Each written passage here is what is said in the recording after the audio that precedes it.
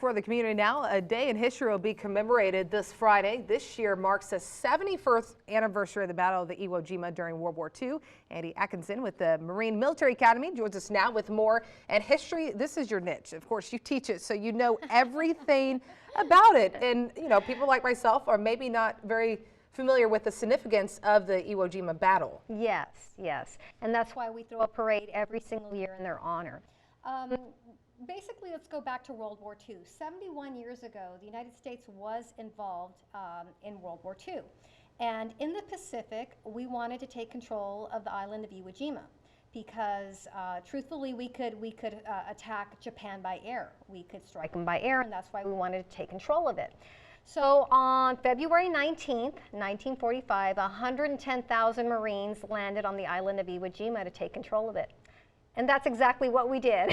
Right, yeah. On February 23rd, 1945, 5 Marines and 1 Navy corpsman climbed up Mount Suribachi and raised the American flag over the island of Iwo Jima. Which is that monument that we have here in Harlingen. Absolutely. A lot of people don't know that took place on the island of Iwo Jima. Right. And a photographer by the name of Joe Rosenthal happened to take that photograph.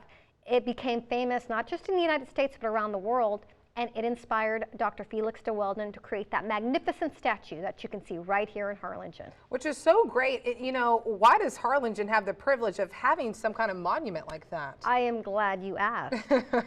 Probably the main reason is because one of those Marines you see in that statue, he's the man at the base of the flagpole. That was Corporal Harlan Block.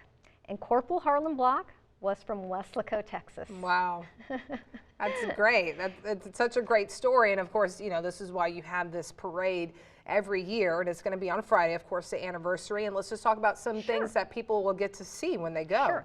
Well, it takes place this Friday, as you said, at 4 p.m. sharp on the MMA parade grounds. And you can find the parade grounds. If you can find that statue, you can find the MMA parade grounds. Right by the airport. We all see it. Exactly. Yeah. So you will have no problems finding it. But it's a real battalion-sized parade. It looks like it is a real military parade, and it's a huge battalion-sized parade. And a lot of people have never seen a military parade. And our drill team will be performing as well as our band. It's just something you have to see. But more importantly, what I think is so special about this parade is that we have many World War II veterans who show up for this parade. Wow. And we do this parade to honor the World War II veterans. Now we call this generation the greatest generation. And it's very important. If you can make it out at 4 p.m., I really strongly recommend that you come out, because in 15 years, it's very likely we will no longer have any World War II veterans. Right, yeah. I mean, seriously, they're all in their 80s.